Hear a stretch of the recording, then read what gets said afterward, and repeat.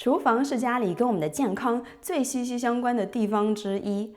很多人以為只要食材新鮮就沒問題了，但其實有時候真正暗藏風險的是我們每天在用的那些廚具。今天我就想跟大家聊一聊5樣常見的廚房用品，如果使用方法不當，就可能會在不知不覺中影響你和家人的健康。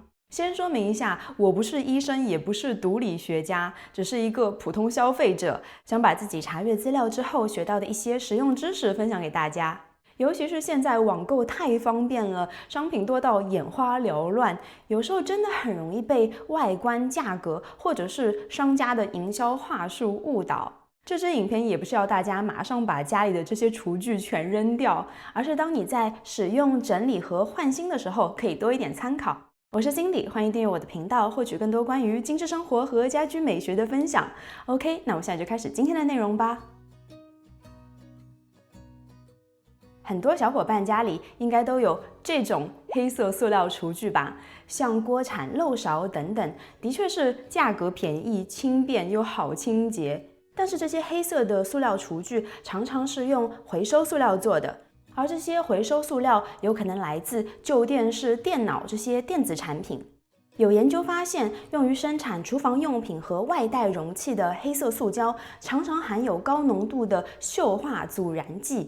長期暴露，尤其是在加熱過程當中，這些有害物質會逐漸釋放到食物裡，可能對人體的健康產生危害。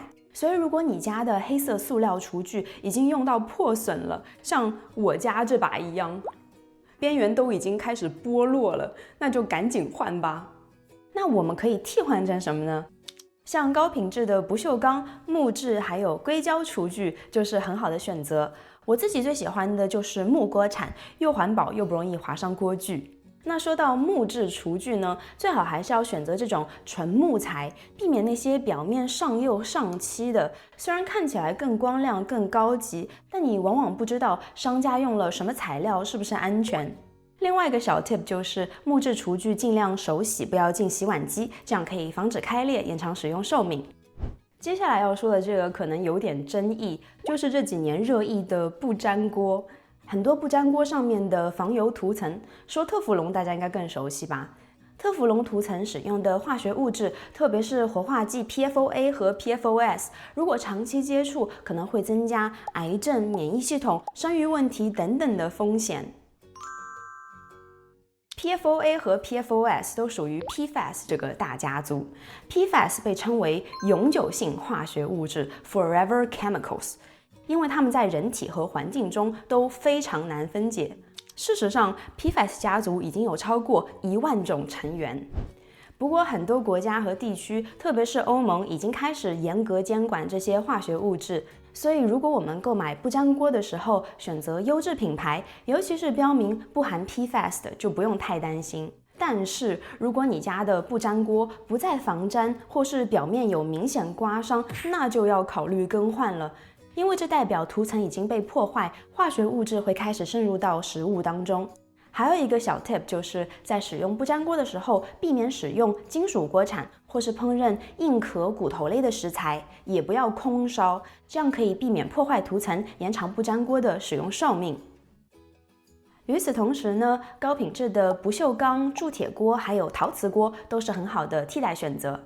說完不粘鍋，我們就可以引出下一個越來越多家庭擁有的空氣炸鍋。很多人買空氣炸鍋是因為覺得無油烹飪更健康，但其實很多空氣炸鍋的內膽也使用了含 PFAS 的不粘塗層。如果塗層質量不好或者已經受損，那麼在空氣炸鍋加熱到高溫的時候，就有可能釋放出有害氣體。前幾年在社交媒體上就有人 po 說使用空氣炸鍋，結果導致家裡的寵物鳥死亡。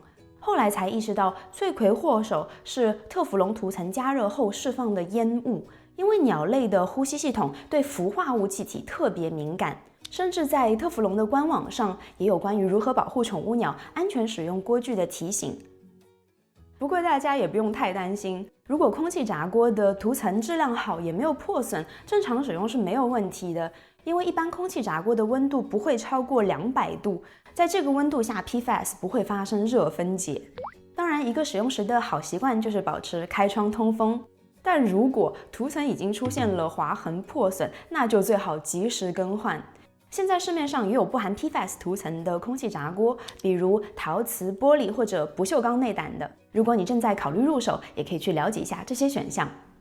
下一個就是這個塑料砧板，也是一個很受歡迎的產品了吧？因為它非常輕便，不占地方，還有各種顏色可以選擇。但是你們有沒有發現，用塑料砧板切菜，很快上面就会留下各種刀痕。每次切菜，你都在破壞它的表面，長年累月就會逐漸增加把微塑料帶進食物，再被我們吃下肚子的風險。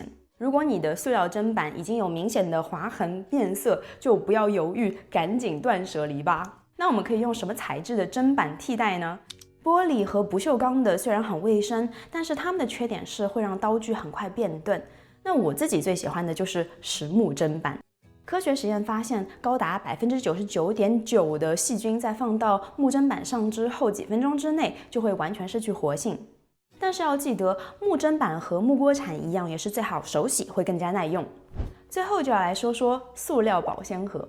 大家有沒有聽說過 BPA？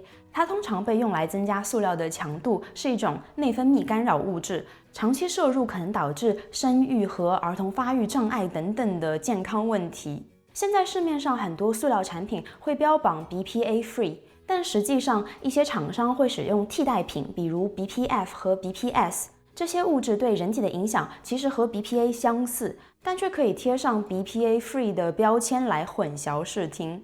即使塑料保鮮盒不含這些物質，但長期經過洗碗機或是用粗糙的刷子清潔，容器表面出現磨損的時候，塑化劑等等的有害物質會更容易釋放出來，尤其是在高溫加熱的時候，這些物質更容易滲入到食物裡。另外，長時間存儲高酸性的食物，比如番茄和柑橘類水果，也會加速塑料容器的降解哦。我之前斷捨離的塑料保鮮盒就有很多劃痕，縫隙裡的醬漬怎麼都洗不乾淨。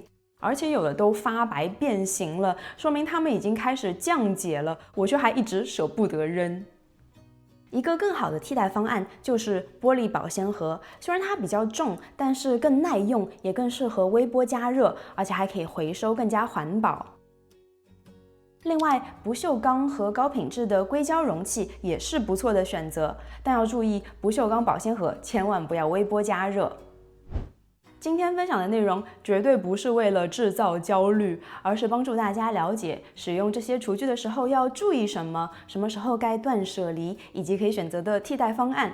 如果覺得這期內容對你有幫助，歡迎留言點讚，或是分享給你的家人和朋友。那今天就到這裡，我們下期視頻見，拜拜。